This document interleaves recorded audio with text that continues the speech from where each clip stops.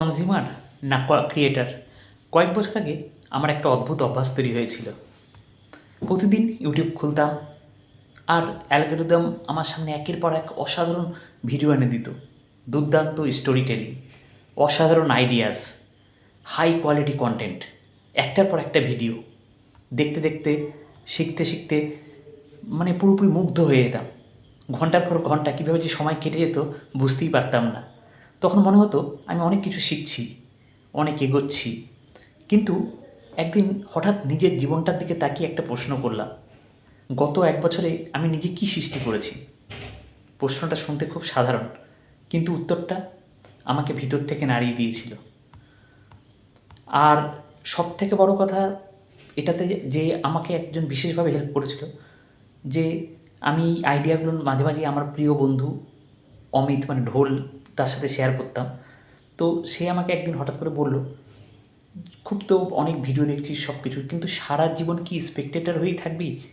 না নিজেও কিছু একটা, তোর মধ্যে এত কিছু আছে, তো সেটা মনে হয় না যে তুই কিছু করবি? তো আমার সেদিন নিজে সত্যি সত্যি আমি ভেবেছিলাম যে আমি তো এত হাজার হাজার ভিডিও দেখছি, কিন্তু আমি কি করছি?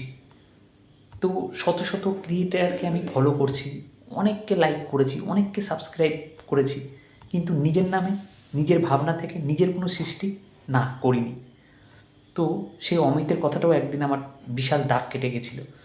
তো সেদিন বুঝলাম আমি একজন কনজিউমার থেকে আমি ধীরে ধীরে একজন কনজিউমার হয়ে উঠেছি, ক্রিয়েটার নই। তারপর নিজেকে আরেকটা প্রশ্ন করলাম, আমি কি সারা জীবন শুধু অন্যের সৃষ্টি দেখেই যাব, নাকি আমিও কিছু সৃষ্টি করতে পারি? সেই একটি প্রশ্ন আমার ভাবনার দিকটাই বদলে দিল। কারণ এই পৃথিবী শুধু কনজিউমারদের এগিয়ে যায় না, পৃথিবী এগিয়ে যায় ক্রিয়েটারদের জন্য।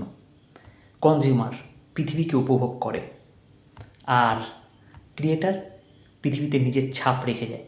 আজ আমি ইউটিউব দেখি, আজও আমি ইউটিউব দেখি, কিন্তু অন্যদের কাছ থেকে শিখি, কিন্তু একটা নিয়ম বানিয়েছি, ক্রিয়েট ফার্স্ট, কনজিউম লেটার।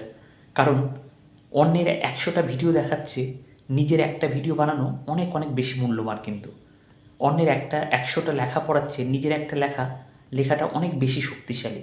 শুধু শেষে একটাই প্রশ্ন রেখে যেতে চাই, আপনি আজ সারাদিন কী করছেন? শুধু কনজিউম করছেন, নাকি এমন কিছু ক্রিয়েট করছেন যেটা হয়তো একদিন অন্য কেউ কনজিউম করবে? তারপর আমি একটা জিনিস বুঝলাম, কনজিউমার আর ক্রিয়েটারের মধ্যে একটা সবচেয়ে বড় পার্থক্য যেটা, সেটা ট্যালেন্ট নয়, টাইম নয়, টাকাও নয়। পার্থক্যটা হলো দুজনের মানসিকতা। কনজিউমার প্রতিদিন নিজেকে প্রশ্ন করে, আজ নতুন কী দেখব? আর ক্রিয়েটার নিজেকে প্রশ্ন করে, আজ নতুন কী সৃষ্টি করব? কনজিউমার অপেক্ষা করে, ক্রিয়েটার উদ্বেগ নেয়। কনজিউমার অন্যের স্বপ্ন দেখে, ক্রিয়েটার নিজের স্বপ্নকে বাস্তব রূপ দেয়। কনজিউমার অন্যের গল্প শোনে, ক্রিয়েটার নিজের গল্প লেখে। হয়তো সেই গল্পই শুরুতে খুব সাধারণ হয়, কেউ পড়ে না, কেউ দেখে না, কেউ প্রশংসা করে না, তবুও ক্রিয়েটার থেমে যায় না, কারণ সে জানে প্রতিটি বড় সৃষ্টি একদিন খুব ছোট করেই শুরু হয়েছিল।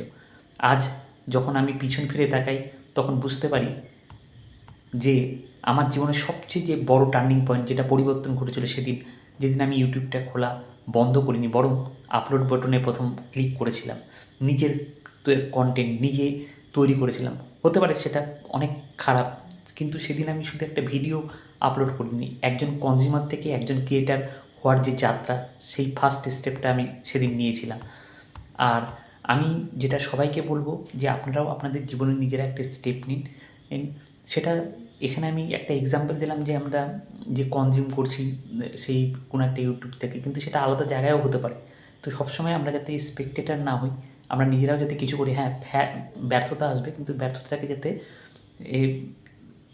সেখানে স্টাক না হয়ে যায়, সেটাকে যাতে উইথ পেশেন্স আমরা সেটাকে সামনের দিকে এগিয়ে যেতে পারি, সেটা আমাদেরকে প্রত্যেকের চেষ্টা করা উচিত। So wish you all the best, bye by.